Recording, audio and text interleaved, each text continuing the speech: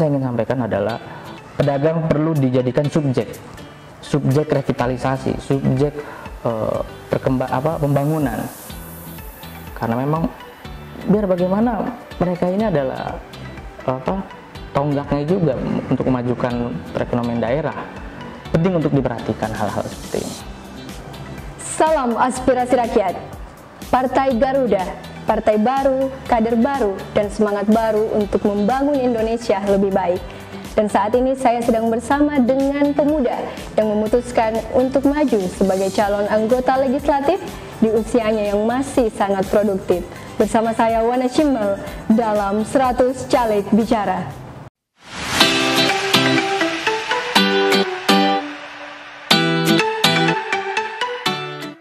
Assalamualaikum Kanda. Waalaikumsalam. Bagaimana kabarnya hari ini? Alhamdulillah sehat. Alhamdulillah. Ya. Apa saja sih kesibukannya saat ini Kanda? Saat ini kesibukannya ya biasa Mbak, ya kita sosialisasi kepada masyarakat, memperkenalkan diri, memperkenalkan Partai Garuda, seperti itu ya. Setiap hari dilakukan. Dan baru-baru ini saya baru tiba di Makassar, tiga hari lalu saya di Jakarta. Itu membuat semacam diskusi ringan di Jakarta bersama pedagang-pedagang. Di usia Kanda yang masih sangat muda ini, apa sih yang membuat Kanda memutuskan untuk saya harus maju di Pileg 2019 kali ini? Ya, memang di politik Indonesia ini saya pribadi paling tidak harus mewarnai lah perpolitikan di Indonesia ini, karena terlena dengan perkembangan zaman, teknologi. Akhirnya banyak anak-anak muda yang tidak bisa memanfaatkan situasi. Perpolitikan hari ini harus menjadi wadah bagi anak-anak muda untuk berkecimpung di dalamnya. Paling tidak dia beradu ide, beradu gagasan untuk Indonesia yang lebih baik. Gitu. Nah, sebagai pemuda Indonesia saat ini, bagaimana Kanda melihat situasi pemuda khususnya di Sulawesi Selatan itu sendiri, Kanda? Bagaimana? Saya pikir kurang diberdayakan, kurang dioptimalkan, karena saya berlatar belakang di anak pedagang pasar. Tuh, bertahun-tahun saya melakukan aktivitas rutinitas di pasar. Artinya hari ini hampir 60% anak-anak muda di Makassar itu saya kira agak gengsi untuk belanja. Ini kita bicara belanja dulu ya, belanja ke pasar, bagaimana membesarkan daerah tersebut minimal di kelurahan yang ada pasarnya kan gitu. Dengan begitu PAD meningkat dan anak-anak muda harus selalu diberikan kepercayaan untuk merubah, paling tidak dimulai dari dirinya sendiri lah, untuk dia bagaimana mengoptimalkan yang paling tidak dimulai dari yang kecil lah, ada warung-warung kelontong, warung tetangga seperti itu. Nah, Kanda memutuskan untuk maju dan berada di Partai Garuda. Partai Garuda sendiri apa perbedaan dari partai yang lain? Ya, Partai Garuda dilatar belakangi oleh ya saya nggak bilang partai milenial ya, tapi di dalamnya itu kami ada 11 pengurus, termasuk saya selaku wakil ketua 3 ya, bidang Infokom, dan ada juga ketua umum kami Pak Ahmad Ridha Sabana yang masih muda juga, sekjen kami juga seperti itu Bapak Abdullah Mansuri, yang memang sama seperti saya. Beliau, justru saya ikut beliau gitu, karena memang beliau adalah ketua umum KAPI, Ikatan Pedagang Pasar Indonesia. Sama-sama berjuang dengan beliau, kita sering mengadvokasi pasar. Awalnya memang dimulai dari kayak obrolan warung kopi gitu, ya kan. Diawali dengan keresahan, kegelisahan. Kami pada saat itu di 2 tahun 2015, prosesnya itu panjang, Mbak. Nggak mudah, karena memang kita bicaranya nama Garudanya ya, Garuda katanya kan gitu, dilarang karena lambang negara kan gitu. Padahal kita sama-sama tahu Garuda itu adalah kepanjangan dari Gerakan Perubahan Indonesia. Akhirnya 2015 keluarlah SK kepengurusan kami sebagai partai politik. Belum peserta pemilu pada saat itu karena kami akan melalui tahapan-tahapan yang saya pikir KPU sangat berkompeten dalam bidangnya untuk memverifikasi partai politik. Dari situ proses yang cukup panjang, akhirnya yang tadi itu saya bilang di awal, 2015 keluar SK terbit. Selama 3 tahun ini kita mempersiapkan pengurus, dan mungkin hanya Partai Garuda yang terbilang hampir semua pengurus kebanyakan itu di latar belakangnya pedagang gitu, karena memang kami ingin mengangkat tokoh-tokoh lokal, tokoh-tokoh daerah yang awalnya bukan siapa-siapa nih, bukan orang biasa-biasa saja. Bisa saja kami lakukan mengangkat pengurus, mengangkat pimpinan partai politik yang anak-anak mantan bupati, anak mantan wali kota, anak mantan TNI, Polri, bisa kita lakukan hal itu. Tapi kita tidak ingin, karena yang menjadi beda Partai Garuda adalah yang tadi saya bilang di awal, anak-anak muda yang bukan siapa-siapa, tapi bisa menjadi apa. Dari situ kita bentuk kepengurusan, ya, syarat KPU ada di 34 provinsi, di 75% kabupaten kota dan 50% kecamatan. Itu kami lewati, tidak mudah, panjang itu prosesnya. Maka dari itu partai ini dibangun memang lahir dari rahim rakyat, kurang lebih begitu. Secara garis besar, baik dari Sumatera sampai Papua, bukan tokoh, tapi kita akan ciptakan tokoh nanti di 2019. Tunggu. Gitu. Nah, dengan latar belakang Kanda sebelumnya, tentunya sudah sering sekali bercengkrama dengan masyarakat. Nah, bagaimana Kanda melihat persoalan khususnya yang ada di Dapil Kanda saat ini? Ya. Untuk di Dapil, saya rasa ada beberapa capaian yang mungkin belum maksimal. Dalam hal ini PAD di Kota Makassar di 2018 lalu baru mencapai 1,7 T kalau nggak salah, kurang lebih ya. Capaian itu belum mencapai target karena memang masih ada kurang berapa miliar lagi, dan yang kurang dioptimalkan itu memang ada di ekonomi kerakyatan, kurang sekali, karena pasar tradisional ini menjadi sentral pendapatan asli daerah tersebut ya, dan berkontribusi besar terhadap daerah agar berkembang daerahnya, maju orangnya dan lain-lain.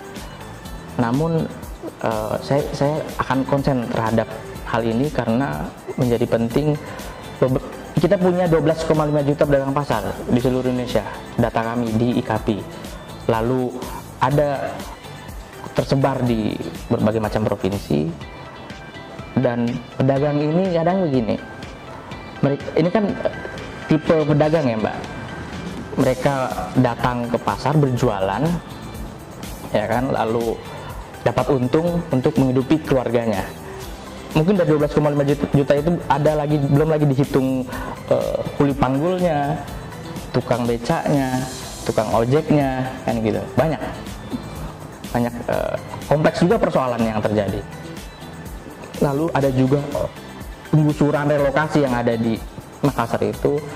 Terakhir di Oktober 2018 lalu di pasar sentral itu juga menjadi perhatian kami pada saat itu, karena pedagang direlokasi. Relokasinya pun jauh dari pasar mereka berdagang yang awal ya, dan itu belum tentu omsetnya sama seperti sebelumnya. Maka dari itu saya ingin fokus ke situ agar sebetulnya yang menjadi revitalisasi program yang pemerintahan saat ini itu belum tepat karena belum mencapai targetnya. Yang pertama. Yang kedua, seringkali pedagang ini hanya dijadikan objek. ya. Jarang sekali diajak diskusi, duduk bersama pedagang pasar ini, hanya dijadikan objek saja. Ketika ada pasar baru yang sudah dibangun, ya kan, lalu ditinggalkanlah ini pasar yang lama, direvitalisasi. Di pasar baru ini mereka sangat sulit untuk mendapatkan pelanggannya, kan gitu. Lebih banyak pelanggan pada saat di pasar yang lama. Yang pertama saya ingin sampaikan adalah pedagang perlu dijadikan subjek revitalisasi, subjek pembangunan.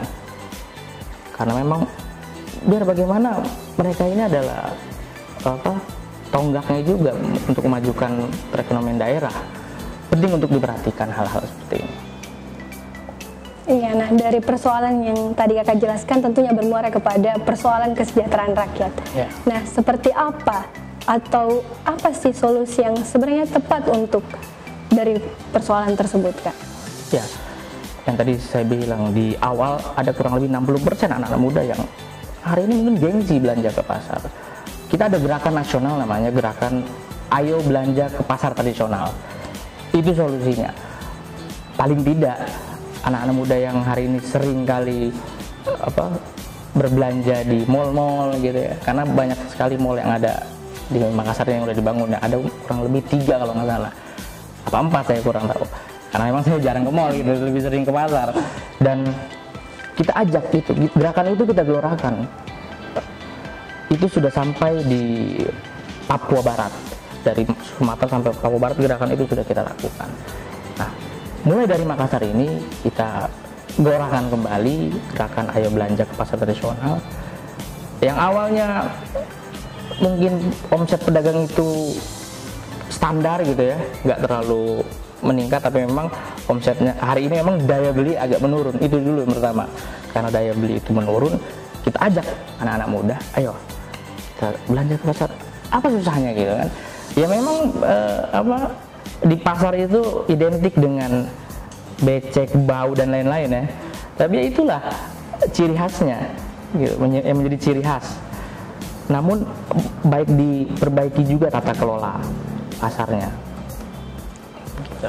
Sebagai toko baru yang akan membawa perubahan, nah apa yang ingin disampaikan kepada konstituen, khususnya yang ada di Dapil Kanda saat ini? Ya, yang ingin saya sampaikan adalah kita semua sama-sama ingin membangun bangsa. Semua punya tujuan dan cita-cita yang mulia.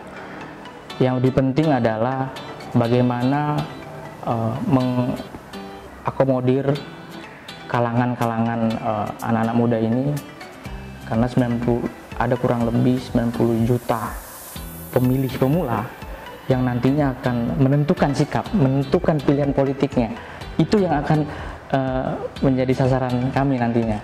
Disitulah yang harus kita sampaikan, bahwa kita berikan kesadaran, ayo kita bangun sama-sama. Dengan zaman yang canggih seperti ini, teknologi yang maju, isu-isu informasinya mudah didapat. Sekarang anak-anak muda itu di kamar dia sendiri duduk, tidur, bahkan tidur ya sambil megang handphone sudah bisa melihat dunia gitu. Bayangkan, dia bisa melihat berita, melihat video-video, informasi apapun, semua dari kamarnya. Boleh lihat dari handphone aja. Nah, dari situ kita coba kembangkan bagaimana informasi-informasi ini sampai kepada kalangan-kalangan itu.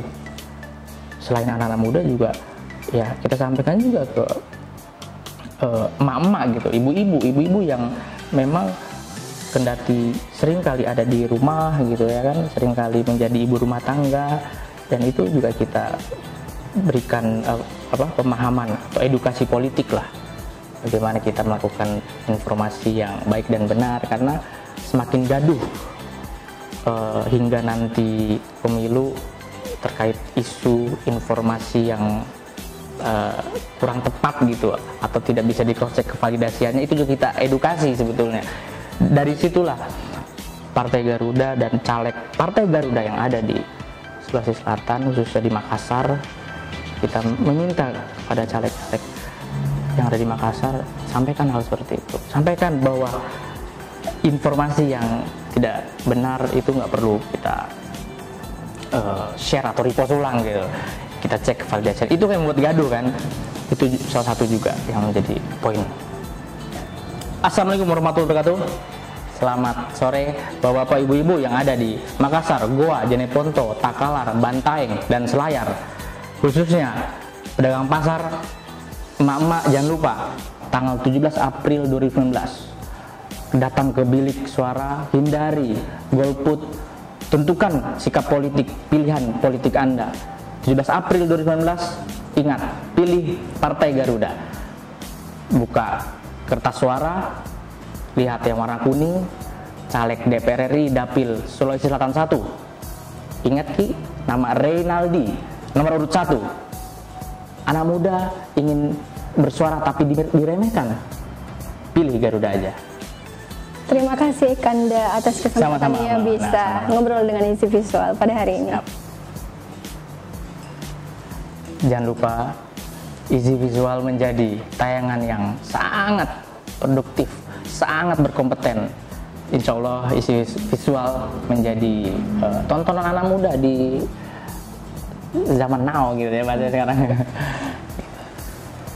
Demikian perbincangan saya dengan Kanda Reynaldi. Salam aspirasi rakyat. Salam aspirasi rakyat.